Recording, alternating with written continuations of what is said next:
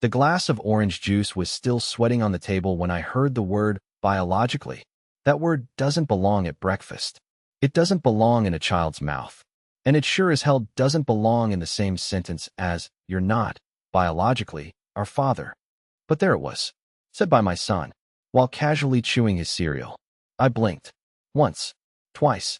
My fork didn't even make it to my mouth. Across the table, Julia didn't meet my eyes. She kept scrolling on her phone, like this was Tuesday and not the day my heart got ripped out by the very people I would have taken bullets for.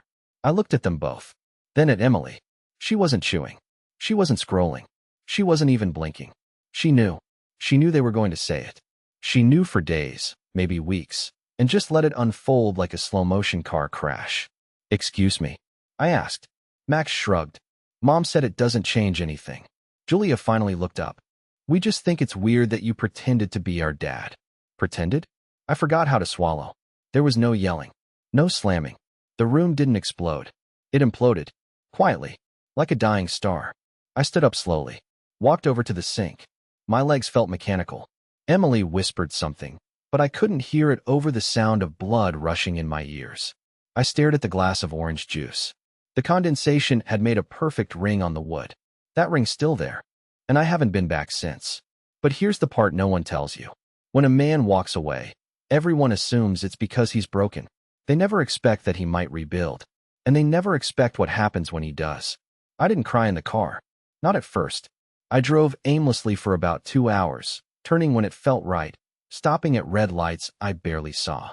The sky was a dull gray that morning, like even the weather was too tired to care. I parked in front of a convenience store and just sat there with my hands on the steering wheel, replaying Max's words in my head. "You're not our biological dad." Then Julia's voice echoing after. "We just think it's weird you pretended." Pretended? I wanted to scream. I wanted to call them and ask if they remembered the time I stayed up all night with Max when he had the flu and kept throwing up on my shirt. Or when Julia scraped her knee at that playground and refused to let anyone but me clean the wound because Dad makes it not sting. I wanted to ask if pretending means working overtime to afford braces or memorizing bedtime stories or carrying sleeping kids to bed at 2 a.m. But I didn't scream. I just stared at my reflection in the rearview mirror, and for the first time in my life, I didn't recognize the man looking back. When the sun started setting, I went to my brother's place. I didn't explain much. Just said, "I need the couch for a few days." He didn't ask questions. That's how you know someone's really in your corner. The next morning, I went back to the house.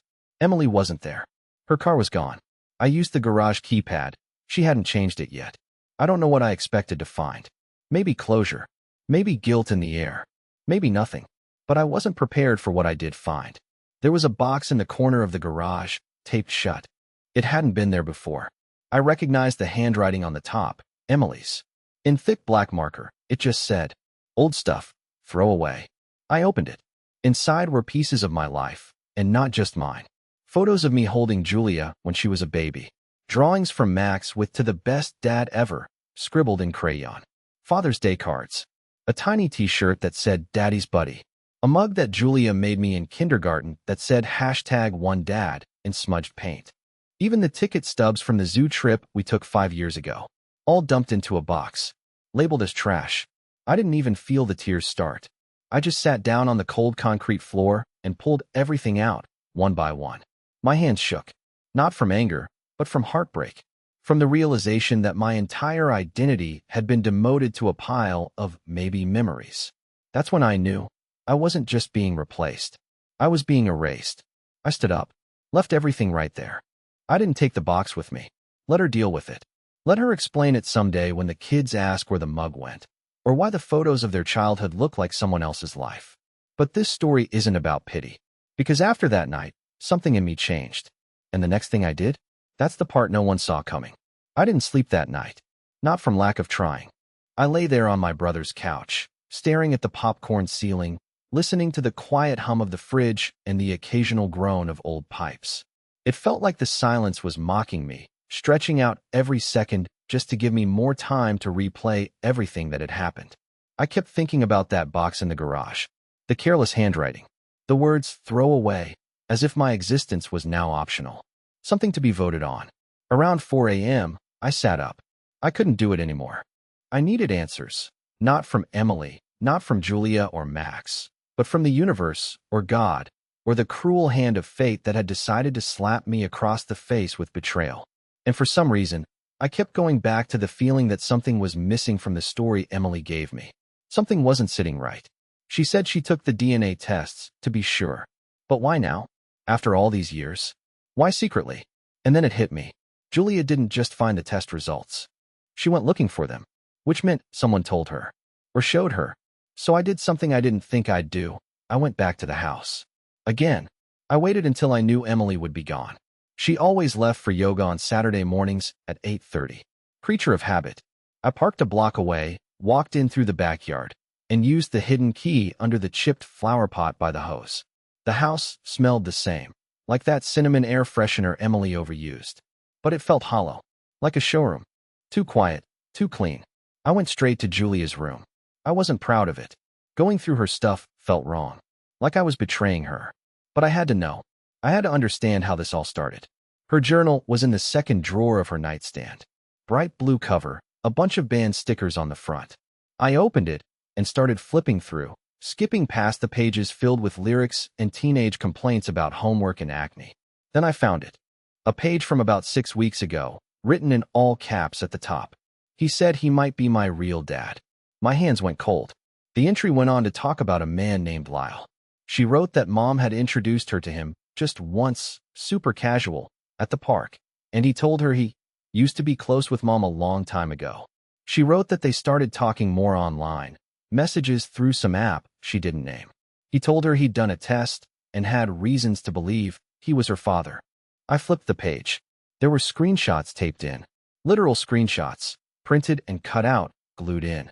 Conversations between Julia and Lyle. He told her she looked so much like him. He asked if she ever felt like she didn't belong with me. He fed her doubt like it was candy. Then came the kicker. There was a message from Emily. A group chat. Emily, let's take the test privately. No need to upset Elliot unless we know for sure. Unless we know for sure. So that was it. They didn't just discover the truth. They engineered it. Behind my back. Behind our family. I sat on the edge of Julia's bed with the journal open on my lap, and I think my brain just stopped for a minute. My fingers felt numb. My face was hot. I wasn't even angry. I was gutted. Because betrayal from your wife hurts. But manipulation through your kids? That's a different kind of pain. I put the journal back exactly how I found it. I left the house. Locked the door. Put the key under the pot. Just like always. And that was the last time I stepped foot inside that home. But I wasn't done. If Lyle thought he could slither into my children's lives, rewrite history, and replace me like some disposable character in a soap opera, he had no idea who he was messing with. Because I might be broken, but I still know how to fight. And I was just getting started. I told myself I wouldn't look him up. I promised I wouldn't. That I'd be the bigger person. That I'd stay away, take the high road, rebuild my life, and let karma do its thing. But there's a strange thing about betrayal. It doesn't just ache, it itches. And the longer you ignore it, the more it starts to burn. So I looked him up. Lyle Everett. I thought I'd find some faceless middle-aged accountant. A nobody. But no, he was easy to find. LinkedIn, Facebook, even YouTube of all places. He did real estate coaching now. The flashy kind. Ring light videos, drone shots of luxury homes he didn't own, hashtags like #HustleDad and #MindsetWins. It made me sick. This was the guy who whispered into my daughter's ear that he was her real father? A guy who posted shirtless selfies at 47 and bragged about his steak marbling on Instagram? I sat in my brother's kitchen, scrolling through Lyle's profile at 2 in the morning, the blue glow of my phone turning my face ghostly in the dark. And then I saw it. A photo taken 3 days ago. Lyle and Max sitting on a bench, smiling, laughing, my son's backpack at his feet. The caption said, "Building what matters most." I stared at it for a long time. Then I got in my car. I didn't have a plan, just a rising, tight pressure in my chest that made me feel like if I didn't do something, I was going to explode. I drove to Lyle's office. He had one of those glassed-in commercial spaces on the corner of a new development, polished, modern, trying too hard. I parked across the street. I sat there for 45 minutes, watching through the window as he shook hands, smoothed his hair, laughed too loudly. I almost drove away, but I didn't. I walked inside. My palms were sweating. My legs felt stiff. There were two receptionists. I asked for Lyle. Said my name was Elliot Baines. The younger one widened her eyes like she recognized the name. That's when I knew Lyle had definitely been talking. 5 minutes later, he stepped out of his office. Tan. Too tan for October. White teeth. Designer watch. His eyes narrowed for a second. Then his whole face transformed into this fake, practiced grin. Elliot. Man, hey, this is a surprise. He offered a handshake. I didn't take it. I smiled instead. A real smile. Small. Quiet. The kind that makes people nervous. Just wanted to see the guy who's trying to erase me, I said calmly. He chuckled, trying to keep it light. Look, man, I'm not trying to step on anything. The kids.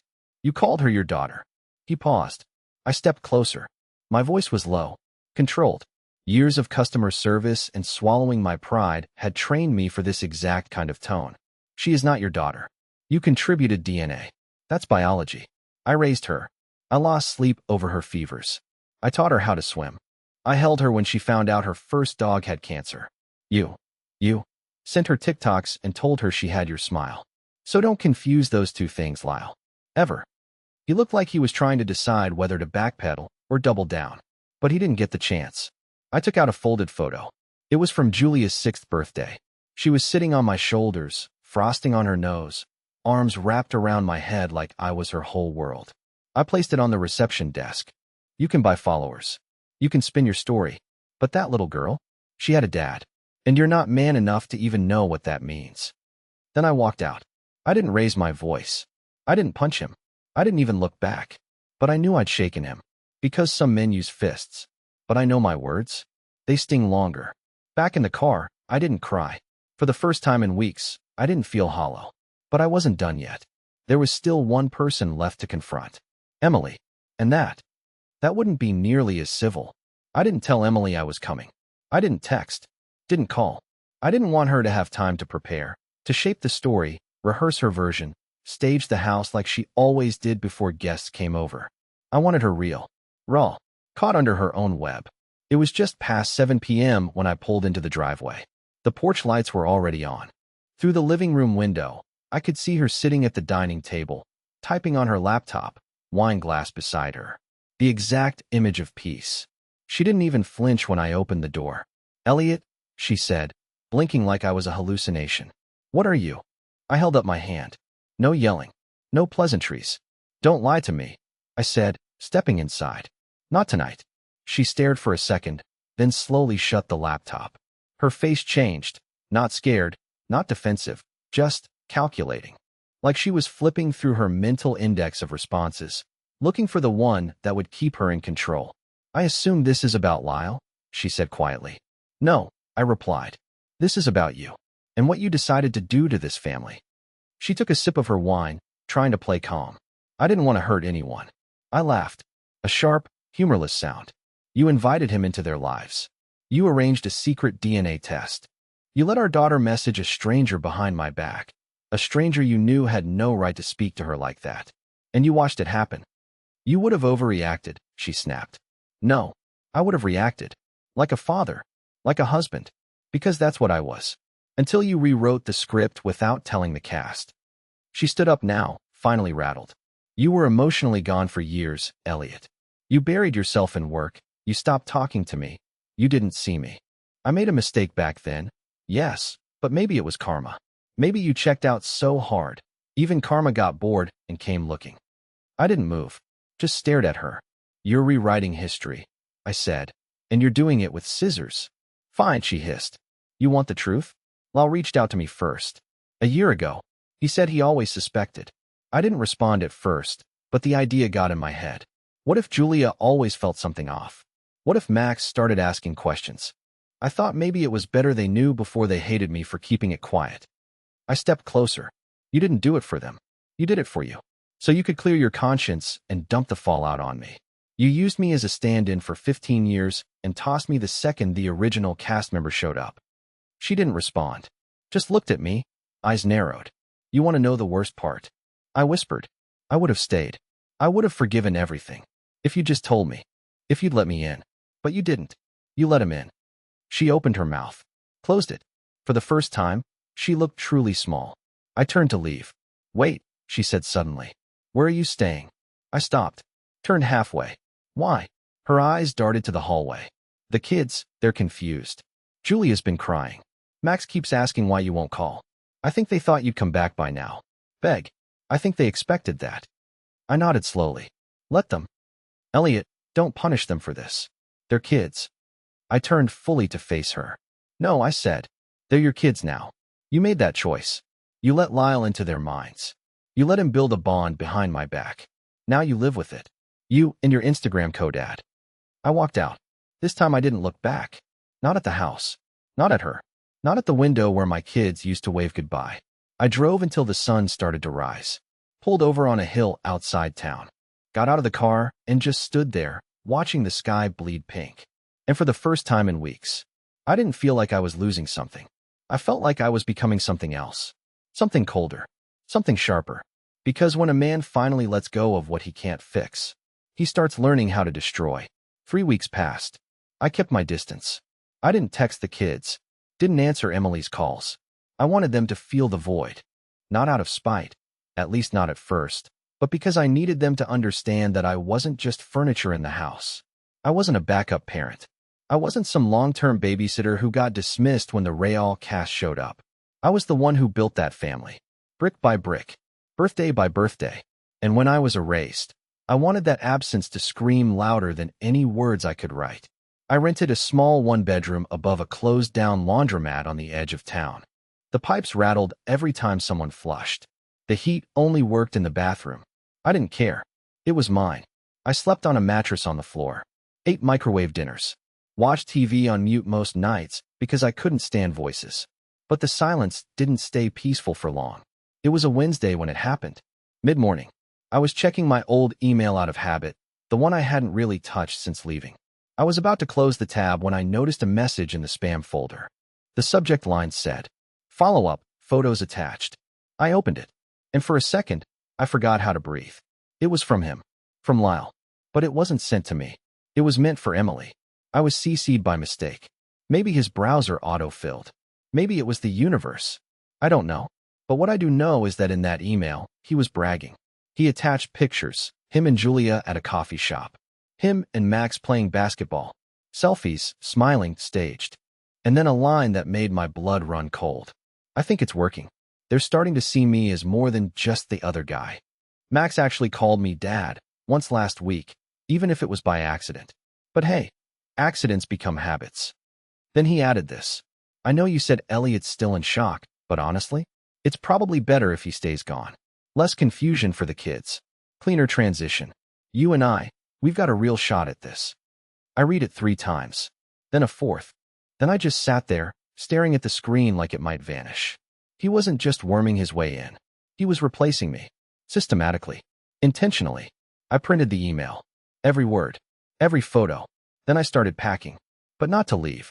To go to the one place I promised myself I wouldn't return to. The school. If there was one place I still had a chance to speak for myself, to remind them who I really was, it was there. Neutral ground. Public. Emily couldn't twist it. Lyle couldn't interrupt. I arrived at 3:12 p.m. School let out at 3:20. I stood near the edge of the parking lot, hands in my coat pockets, heart pounding so hard it made my teeth hurt. And then I saw them. Julia, Max walking together, backpacks on, laughing about something. And next to them, Lyle, in sunglasses, carrying Julia's art project, his hand on Max's shoulder like he belonged there. I don't remember walking. I just remember arriving, standing right in front of them. Julia froze. Max's mouth dropped open. Lyle took off his sunglasses, suddenly all fake charm again. Elliot, hey. I handed him the printout. Wrong email address. Genius. He looked down. Read the subject line. The blood drained from his face. Julia looked at me. What is this? I'll tell you what it is, I said, never breaking eye contact with Lyle. It's evidence. That he's been playing all of you. That this whole bonding thing, it's a lie. A setup. Your mom and this man planned it behind your backs. And they wanted me gone so they could slide in and play house. Julia looked at Lyle. Is that true? He didn't answer. Max's eyes welled up. You lied to us. Lyle tried to recover. No, buddy, it's not like that. I wanted to be part of your lives. You were never part of my life, Max whispered. And that broke something in the air. I'll try to speak again, but Julia stepped between us. We need to go home, she said, her voice tight. Alone. She didn't say with you. She didn't say Dad. But she didn't walk away with him, either. And that was something. I didn't push it. I didn't try to follow. I just stood there, watching as they walked to the bus stop in silence. Two kids who'd been handed too much pain by adults who should have known better. Lal didn't follow either. He just stood there, gripping the paper, the wind pulling at his perfect blazer, and for the first time, he looked small. But this wasn't the end. This wasn't redemption. It was just the crack in the mask. And I was about to rip the whole thing off. The thing about truth is, people say they want it, until it's inconvenient, until it makes them uncomfortable, until it unravels the cozy little narrative they've wrapped themselves in. After that moment in the school parking lot, the silence that followed was different. It wasn't avoidance anymore, it was tension. Fragile, volatile, like glassware balanced on a narrow shelf. I didn't hear from Emily. Not directly. But I knew the message got through. Because 2 days later, I got an envelope. No return address. Just slid under the door of my apartment while I was out grabbing coffee. Inside was a letter, handwritten. Emily's handwriting. Crisp and small and too controlled to be honest. It was 3 pages long. She said she was sorry, but not for what she did, only for how she did it. Said she regretted the secrecy, that she never meant for things to explode the way they did. That she still respected me as a father, but that life moves forward and the kids needed stability. Then, in a final paragraph that nearly made me laugh, she said she hoped I could move on, find peace, and release the resentment. Release the resentment? This woman lit the match and told me to apologize to the fire. I read the letter twice. Then I tore it into long, slow strips and fed each one into the sink garbage disposal.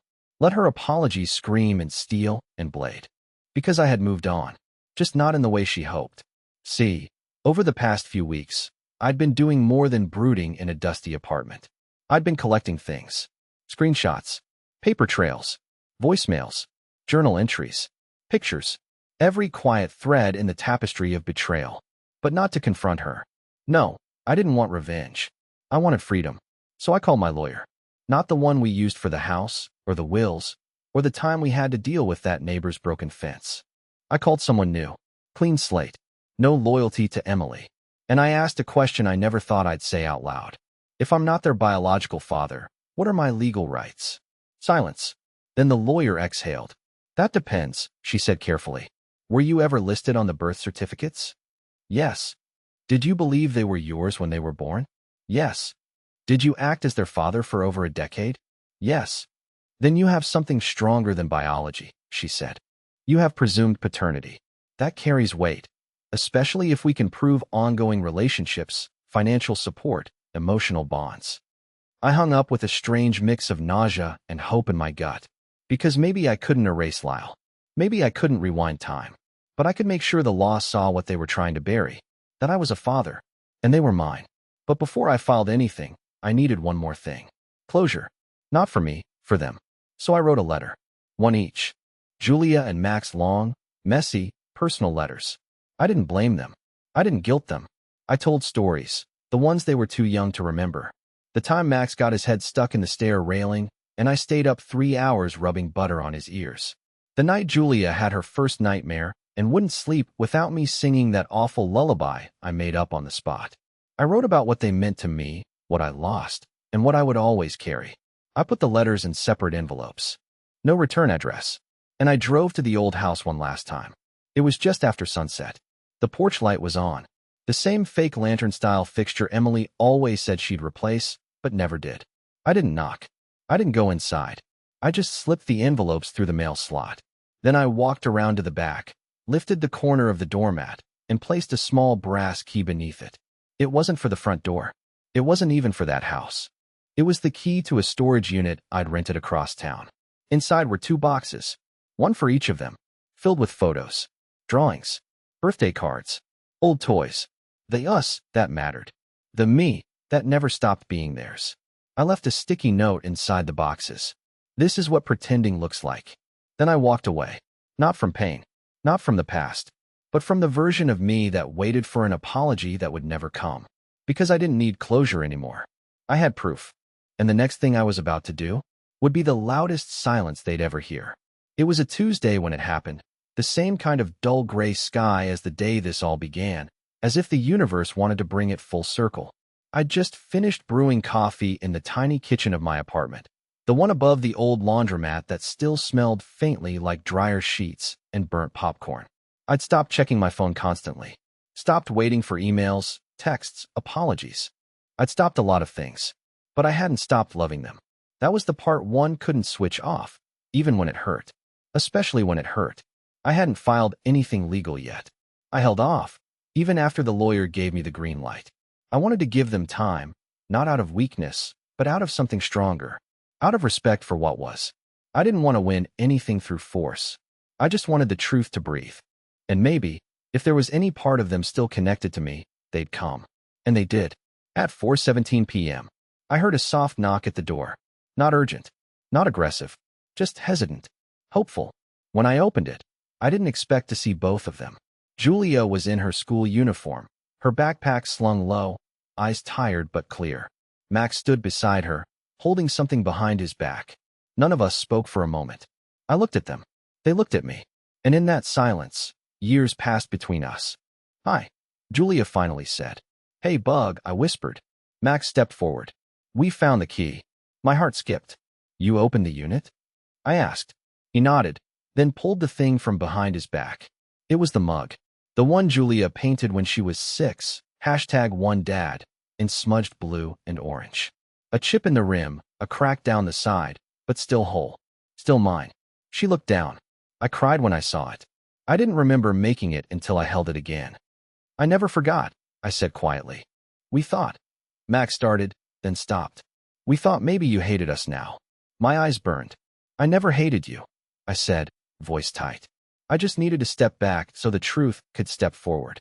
Julia reached into her backpack and handed me a piece of paper. A drawing, 2 stick figures. One labeled Dad, the other not Dad. And an arrow pointing clearly to me. I smiled. Not because it was funny, but because it was healing. Ridiculous, messy, childlike healing. They came in. We sat on the floor. No chairs, no ceremony. Just me and them and a bag of gas station cookies and hours of talking. They asked questions. I answered them. I asked questions. They answered honestly, even when it hurt. Julia told me she felt confused and pressured, like she was supposed to pick a side. Max admitted he liked Lyle at first because he gave him expensive gifts and let him swear. But after the email incident, everything shifted. He said it felt like someone trying to buy the role, not earn it. We stayed up until it got dark. No interruptions. No Emily. No Lyle. Just the 3 of us, rebuilding something from the ashes. At one point, Julia asked, "Are you still going to fight for us in court?" I thought for a moment. Then I shook my head. "Not if I don't have to," I said. "But I will if it means never losing you again." She leaned her head on my shoulder. "You won't," she whispered. Max took the mug and filled it with apple juice from the fridge. He handed it to me like it was sacred. "To Dad," he said. We clinked with gas station cookies. No fanfare. No dramatic music. Just a quiet reclaiming of something that had been ripped away, not by force, but by confusion, by manipulation, by fear. And now it was back. Not perfect, but real. And real, I've learned, is all you ever need.